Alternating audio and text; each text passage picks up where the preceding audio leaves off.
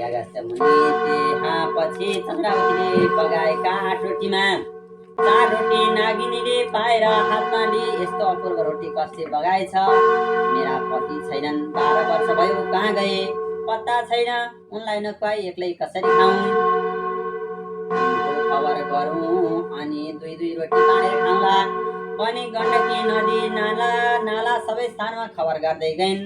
तिनी 8 रोटी मध्ये 4 रोटी नागले पाएर कस्तो अपूर्व रोटी पाए, यो मेरी स्त्रीलाई नखाई एक्लै कसरी खाउँ? म परदेश हिँडेको पनि 12 वर्ष भयो, अब घर गई 2-2 रोटी बाँडेर खाउँला भनी घर जान लाग्दा साली नदी र समुद्रको दोभानमा स्वस्थानी परमेश्वरको प्रसाद स्वरूप त्यो रोटीको प्रतापले नाग र नागिनीको भेट भयो। अनि नागिनीले प्रसन्न भएर भनिन्, हे स्वामी, मलाई एक्लै छाडेर यतिका दिनसम्म कहाँ जानुभएको थियो? मेरो भाग्यले आज तपाईको दर्शन पाएँ। कसैले बगाएको यो 4 रोटी पाएँ, त्यो तपाईँलाई नखाई एक्लै कसरी खाउँ? 2-2 रोटी बाँडेर खाउँला भनी गण्डकी नदी नाला सबैतिर खोज्दै हिँडेकी हुँ। बल्ल सन्तोष भयो, लौ खानुहोस् भनी आफूसित भएको 4 रोटीमा 2 रोटी दिन्। अनि नाग भन्दछन्, हे स्त्री, त्यस्तै 4 रोटी मैले पनि पाएको छु, तिमीलाई नखाई एक्लै कसरी खाउँ? 2-2 रोटी बाँडेर खाउँला, घर जाउँ भनेर आएँ। तिम्रो मुख देखेर सन्तोष भयो, लौ खाउँ भनेर दुवैले पाएका 4 रोटीमा 2-2 रोटी दिए। दुवै स्त्री पुरुषले खाइसकेर नागिनी नागका काखमा बसी आनन्दले रहे। तब नाग भन्दछन्, हे स्त्री, 12 वर्षसम्म हामीहरूको भेट नभएको यसै रोटीको प्रभावले भेट भयो। जसले यो रोटी बगायो त्यसको भोलिकै दिनमा इच्छा सिद्धि अवश्य, लक्ष्मी प्राप्ति हुन् र शत्रु नाश हुन् भनेर अनेक आशीर्वाद दिए। अनि नागिनी भन्दछन्, हे स्वामी, म पनि त्यसलाई आशीष दिन्छु। जसले यी रोटीहरू बगायो त्यसलाई नवग्रहले पीडा नगरून्, राज्य लक्ष्मी त्यसका बस्न रहन्। फेरि हामी जस्तै पति पत्नी छुट्टिएका भए पनि चाँडै भेट होस् भनेर अनेक आशीर्वाद दिन्। यसरी आशीर्वाद दिएर नाग नागिनी आफ्ना आश्रममा गए।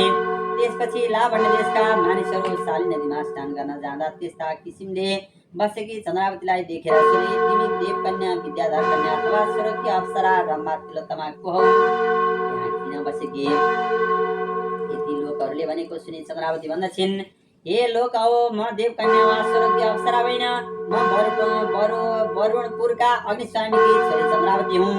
ब्राह्मणका पुत्र नवराजकी पत्नी हुँ। हिजो स्वर्गका अप्सराहरू यहाँ आए श्री स्वस्थानी परमेश्वरको व्रत गरेर स्वर्ग गए। मैले पनि उनीका संसर्गमा श्री स्वस्थानी परमेश्वरको व्रत गरेर राति जागरण गरेँ भनेर लावण्य देशका लोकहरूले आश्चर्य मानेर गोमा ब्राह्मणीका पुत्र नवराज त हाम्रो देशका राजा भएका छन्, यो कुरो के कसो हो, राजालाई भन्नु पर्दछ भन्ने सल्लाह गरी नवराज राजा कहाँ गए। हे महाराज भनी चन्द्रावतीले भनेको सारा कुरा सुनाए। ती साली नदीको तटमा बसिरहेकै छन्, उनकी होइनन्, विचार गरी बक्सियोस्। यति लोकले भनेको सुनि नवराज राजाले आफ्नी पत्नी चन्द्रावतीलाई सम्झे। अनि हे लोक हो, तिमीहरूले उचित कुरा भन्यो, चन्द्रावती मेरी पत्नी हो, राज्यको कार्यभारले उसलाई बिर्सिरहेको थिएँ। अब तिमीहरू सबैजना गई ढाकेर ल्याऊ भने उत्तम वस्त्र अलङ्कारहरू पठाइदिए। अनि मन्त्रीहरूलाई ढाकेर भने, हे मन्त्री हो, मेरो स्त्री चन्द्रावती साली नदीका तीरमा आएर बसेकी रहेछ। अहिले लावण्य देशका लोकहरू नाना वस्त्र अलङ्कार पहिरी नाच्ने वाद्य गरेर लिन जाउन्, छिटै पठाऊ, म पनि परसम्म लिन आउँला। हात्ती, घोडा, रथ, पैदल सेना आदि तयार गर भन्ने आज्ञा दिए। मन्त्रीले हुन्छ भनेर पुरा शहरमा झ्याली पिटाए। सारा प्रजाहरू पछि लगाई आफू पनि गए। सबै चन्द्रावती कहाँ पुगेर प्रणाम गरे। हे महारानी, नवराज राजाले हजुरलाई लिन पठाएर हामीहरू आयौँ। यो पाल्की र वस्त्राभूषण ल्याइएको छ, पहिरेर छिटै जाउँ भने। तब चन्द्रावतीले आफ्ना पति नवराजलाई सम्झेर, हे श्री स्वस्थानी परमेश्वरी, मेरा पति नवराजसित चाँडै भेट होस् भनेर हिजो व्रत गरे, आज भेट हुन लाग्यो। हे ईश्वरी, हजुरलाई कोटी कोटी नमस्कार छ। म पापिनी नाम भएर दुःखका सिन्धुमा डुबिरहेकीलाई कष्टबाट पार गर्नुभयो। हे लोकेश्वरी, हजुरलाई कोटी कोटी नमस्कार छ। हे भगवती, हजुरका कृपाले ब्रह्माले 14 भुवन सृष्टि गरे।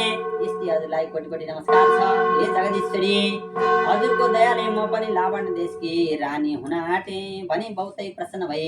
वस्त्र अलङ्कार पहिरी पाल्कीमा बसी सहस्र प्रजाहरू समेत भए लावण्य देश गइन्। बाहिर पुगेपछि लावण्य देशका स्त्रीहरूले थाहा पाए तनपत्त कसैले पाकिसकेका भात छोडेर निस्के, कसैले खाँदा खाँदै हात पनि नुहाउँदै निस्के, कसैले छोराछोरी रुवाउँदै निस्के। अगाडि पुग्न र पहिले दगुर्दा कसैका हात त कसैका खुट्टा भाँचिए। यसरी नवराज राजाले चन्द्रावतीलाई अनेक मङ्गल यात्रा गर्दै दरबारमा लैजाँदा भए। श्री स्कन्द पुराण केदारखण्ड समाधि श्री सतानी परमेश्वर चन्द्रावती पति गृह गमनम नामः। श्री स्वस्तानी माता की